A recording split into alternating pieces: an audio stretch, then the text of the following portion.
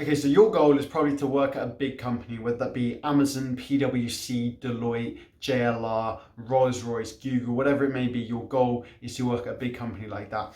Now, the conventional way to get to work, get a job like that, and get where you'll have a nice pay, you'll have a nice lifestyle, all that sort of thing, is to go to university, go a degree, study what you need to study, then apply for a graduate role at a company, then you do the graduate scheme, and then basically you can go from there. You can either stay with the same company that you're at if you like the company, or you can go to another company, but basically that's your way in, degree plus graduate. That's the conventional main way of doing that goal of getting at that job at whatever that big company is, like Amazon, Deloitte, HSBC, right, JP Morgan, whatever. Okay, but in this video I'm explaining why university doesn't actually want you to succeed. Like, you're going to university so they can help you get this degree, they can help you get into the workplace, all that sort of thing.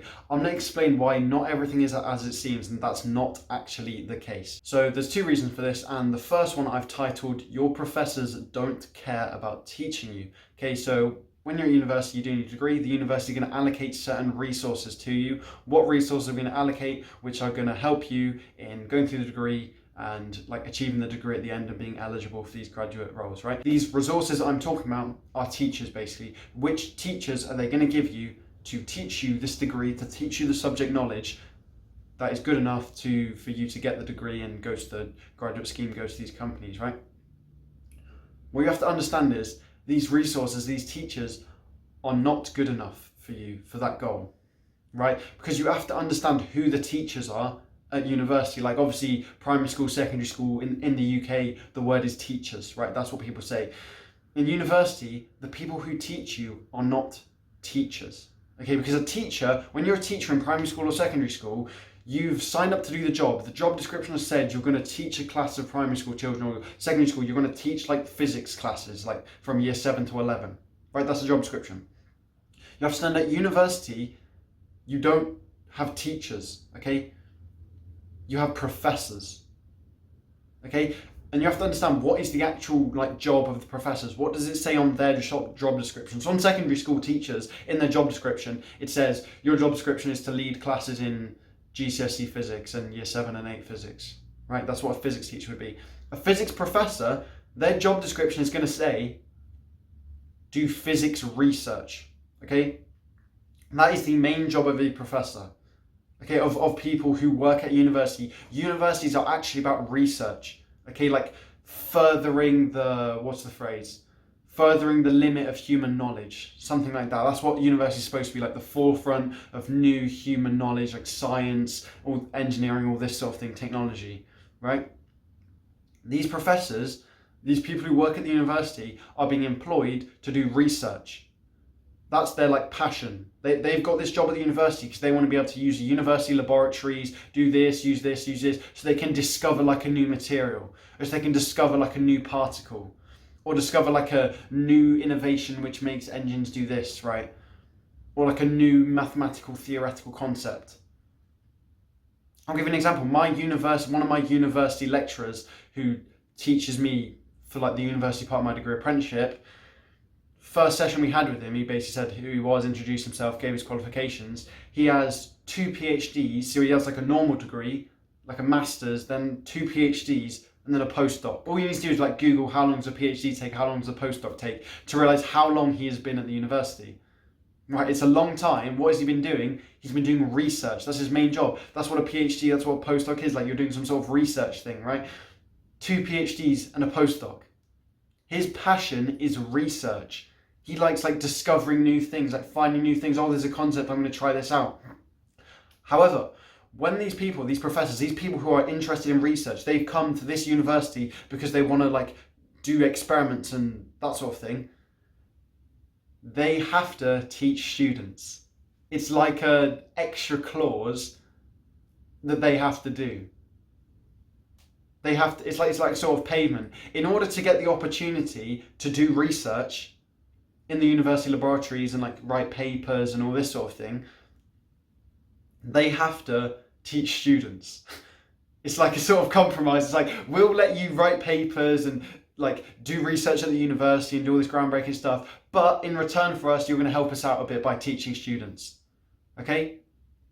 What it means is you end up having people who are teaching you who aren't teachers, and they're not passionate about teaching, they're doing it because they have to. Okay, so you're going to university, paying for this degree, expecting like really good tuition from like the best teachers out there, from the best like they're really passionate about teaching, they're really good at teaching, they know how to teach. You're going to be a bit disappointed because you're not getting teachers. I've always called them teachers, primary school, secondary school, because they are teachers. They're people who want to teach. That's their whole point. At university, you go there, it's professors, it's lecturers, it's whatever, right? It's research-based people who have to, because that's just in their contract, they have to do, like, they've probably been read, okay, we'll let you do research, you have to do 4 classes per year. Or you have to do 3 modules per year with these students. What you're going to find is these professors don't really care too much about teaching, they prefer to do research, and they're probably not very good at it because like they don't do it all the time. If you ask them to write a paper, they don't write an amazing paper. If you ask them to do some original research that can be peer reviewed and it's like reproducible and repeatable, they'd be amazing at that. Ask them, can you teach this difficult concept to some year 1 undergraduate students? Probably not going to be very good. So that's the first thing you need to bear in mind with this university route is the university are not allocating you good people. They're literally allocating you people who aren't good teachers, who don't want to be teachers. Of course, I'm not saying every single professor's bad. Like, come on, let's use a bit of common sense here. I'm not saying every single professor who has ever been to university is bad or at teaching, and every single professor's not passionate about teaching. But what I'm saying is, if you ask these professors, do you prefer doing research or you prefer doing teaching? Like, you have 100 professors lined up, and out of these 100, you ask all of them, do you prefer doing research? Do you prefer doing teaching? Are you better at research, better at teaching? Majority are going to say research. That's something to bear in mind. The university, you're paying to get the best education from them. They're not giving you the best like opportunity, the best resources in order to get that good education. That's number 1 why universities don't want you to succeed. Okay, well maybe you're thinking that's quite minor, that just is what it is, like fine, whatever. But this actually gets a bit deeper, and this is where it gets like slightly sinister, I think, in my opinion. So as I said at the start, your goal is to like get on a graduate scheme, get into a big company, Deloitte, EY, PwC, Amazon, JLR, Bentley, right? It basically means university is preparing you for that job, for that full-time, like office, 9 to 5, whatever job. Okay, that's what university should be for, preparing you for that. So you're expecting that this course, this syllabus for your university degree, which you're paying for, is going to be put together in a way that's going to be super useful. It's like specifically designed for the workplace. It's going to help you have the skills and knowledge and experience that you need to excel in the workplace. That's what you're expecting. You're paying however many thousands a year. You'd expect them to tailor it to your goal and like make it really useful for getting a job. I'm going to give you an example, and like I genuinely want you to think about this and think why university do this, because I've known about this for quite a few, like 6 months now, but it's like only in the past couple of weeks that it's clicked that I've realized why it happens. Okay, so I want to see if you understand why this happens. Civil engineering degrees, right? So civil engineering at university, one of the main things you're going to do, one of like the practicals, laboratories that you're going to do in your civil engineering degree when you've paid to go to university is to do with concrete. Okay, so one of your practicals is going to be, you're going to have to create like a concrete. So you're going to have to like use these materials or whatever, create this concrete, create it into a beam or a pillar or a concrete block or whatever. You're going to create that concrete, and then there's another part of it where you have to like test the strength of the concrete. Right, so you like do whatever forces and that, whatever it is on it to test like the concrete you've made. How does it work? Whatever, is it like, what's the strength of it? Does it break? Oh, it broke at like this level of force, right? Let me tell you from experience, no one in a workplace at like a big company, like a design company, a civil engineering company, has ever made concrete, ever. Or again, to add on to this, no one who works in an office in a 9 to 5 who's a civil engineer at a civil engineering design consultancy company has never got a piece of concrete block and done some tests on it, done some forces on it, and then been like, oh, this one broke at 300 newtons, and wrote an engineering report on it. No one has ever done that at a big company like the ones you're trying to go to, right? But they teach that in university. That's interesting. Okay, just hold there for a second.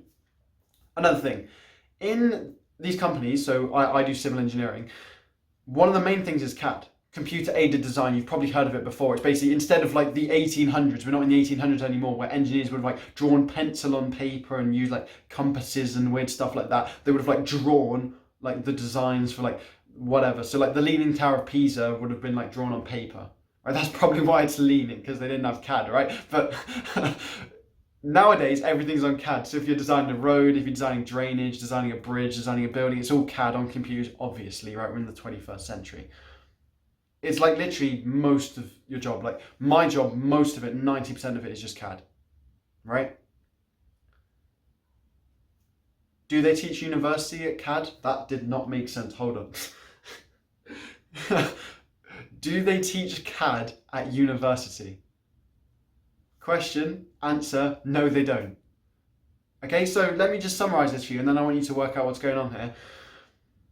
Universities teach something which is completely useless for the workplace, okay? They teach some weird concrete, like make your own concrete, test the concrete, oh, this one broke 300 kilonewtons, right? You like make a concrete using this specific material, and then, right, okay? That's what they do, completely useless for the workplace. Now, something that is useful for the workplace, they specifically don't teach. They don't teach CAD. No university teaches CAD. The graduates who have joined my company, like as I joined as an apprentice, same level of CAD as me, nothing. So I've been learning CAD at the same time as them. Difference is they've paid for a degree and spent 3 or 4 years of their life. They're like 22, I'm 18, and we're doing the same thing, right? So here's the question to you. Why do you think that is? Why do you think that they teach something which is useless, but then what is actually useful they don't teach? Okay, I want you to put that, have a think about that, pause this video, whatever, put it in the comments down below right now. Why do you think that is? Okay, because it's not like, oh, well, they don't teach CAD because CAD's a pretty new invention. Like, come on, CAD's been going on for well over 10 years now, right? It's like they're probably teaching AI in universities, right? So if they're teaching AI, which is like I don't know, last 2 years, like they're probably teaching like ChatGPT, like, do you know what I mean? If they can't do CAD for like, they've had 10, 12 years, 14 years to sort out learning for CAD, like you go, oh, they don't have the resources. They got computer rooms in every university. Like, you know, they have like pop-up computers in every single room of a university. Everyone has laptops. Do you know what I mean? So it's not that. They have no reason to be not teaching CAD, yet they don't, okay? So let me tell you the reason. I've worked out why they are doing this. Basically, the university does not want you in the workplace. Okay, it's as simple as that. Like, you can sort of see how that makes sense. They're teaching you something which is useless. They're not teaching you what's useful for the workplace. It's almost as if they don't want you to go to the workplace. Because think about it. What does a university gain? Like, think of a university. What does it gain when you get a job at the company you want? Okay, when you get a job at Amazon, when you get a job at Apple or Google or Microsoft or JLR or BMW, or like when you get a job at some like Formula One team and like you go work on the engineering team for them. What does that university actually gain? It probably gains nothing. You know what, actually scrap that. It does gain something. It gains the 0.0001% figure it can put on its like yearly report saying, oh, 50.1% of our graduates got graduate jobs within 2 years, right? And instead of being like 50.1, it's now 50.1001% because you got a graduate job, boom. It can put that in its like yearly report, in its like newspaper update, right? But like, apart from that, a university gains nothing if you leave the university after your like degree, your BSc, BA, BEng or whatever. It doesn't gain anything because you've gone off to the workplace. You're never going to speak to that university again. Do you know what I mean? You're probably never going to go there again. Never going to have communications with them again. You certainly won't be paying them again. Okay, because everything revolves around money. Universities are business. They want your money. How do they get your money? Keeping you at the university. Okay? How do they keep you at a university after your degree? Oh yeah, masters. PhD. Again, all you have to do is just Google how much does a PhD cost. If they keep you at the university doing extra degrees, they're getting more of your money. They're getting money from you for all those years, just coming into university. You see where I'm going with this now? That's the reason why they teach people concrete in civil engineering instead of CAD. Because concrete is a research-based thing. Okay, so make your own concrete using these new materials and test how it works. That's a massive thing in the civil engineering industry right now, is how you can have concrete net zero using different materials. So there's a lot of research going in saying, oh, can we use concrete with this material or this material or this material? Oh, but it won't have the strength of this material. But if we put in this material, can we test it? Oh, its strength is really good. That is exactly what they're doing in the degree, is giving you those research specific things, right? Because that means you're more likely, if you do those things, you're more likely to stay on and continue doing that research. Okay, they've given you this research task, this use a concrete but use this material and see if it works. You're more likely to do a master's, more likely to do a PhD, you're more likely to stay at the university for multiple years, you're more likely to be giving them thousands of pounds of your money. Compared to if they taught you CAD, then you'd just be equipped to go off to the workplace and not give them any more money. The undergraduate degree is just one big funnel to the PhD, to the master's. That's all it is. The university doesn't actually want you to succeed in your goal of going to the workplace and going to Deloitte, going to PwC, going to Amazon. They don't want that because they're not going to gain. They don't gain anything. Okay, fine, they gain 0.0001% on their statistics, but they don't actually gain anything physical from that, right? However, if you stay at the university and you do loads of weird research stuff like masters, PhD, they're getting all that money from you. So the university syllabus ends up being basically not good for the workplace. It ends up they just want to funnel you into research. They just want to funnel you into getting more and more money. They don't actually want you to succeed in getting the job you want. So this is something to think about. If you're considering going to university and that's your goal, do a degree, graduate scheme, good company, good office job, getting pretty high salary, pretty high lifestyle, you can sort of do whatever you want, you go on holidays when you need to, that sort of thing, right? If that's your goal, you really want to think about this, because it's is university the correct path? Going to university where they're not going to give you the best resources, not going to give you the best people to teach you, right? They're not even that, the people teaching you. The actual thing you're getting taught, the actual syllabus, the actual specification, the actual course is designed against your goal. It's designed to get you into a research position. It's designed to make you a PhD student. It's designed to make you a postdoctorate. It's designed to make you become a professor yourself at the university. If that's your goal, fine. Go and do your master's, PhD, postdoc, still work at university when you're 30. That's fine. If that's what you want to do, no problem. But what I'm saying is, if your goal is to work at a company, then you've got to think about that, because university is sort of designing their syllabus against that, and it's sort of harming your chances because you're not learning the correct things you need to know. I've just used civil engineering because it's a really good one which illustrates it, but this is likely applies for all of them, right? They're going to teach you research things rather than what you exactly need to know. On the other side, you have degree apprenticeships. Degree apprenticeships are where you're going to get a free degree and you're going to get the exact skills you need to succeed in the workplace. You're going to be hearing from industry professionals. You're going to be working at one of these big companies. They're going to train you in the exact way that you need to succeed in these big companies. You're going to know exactly what you need to do. Right? If you haven't already, subscribe to the channel for more information on degree apprenticeships and how you can get a degree apprenticeship yourself. Thanks for watching. Have a great rest of your day.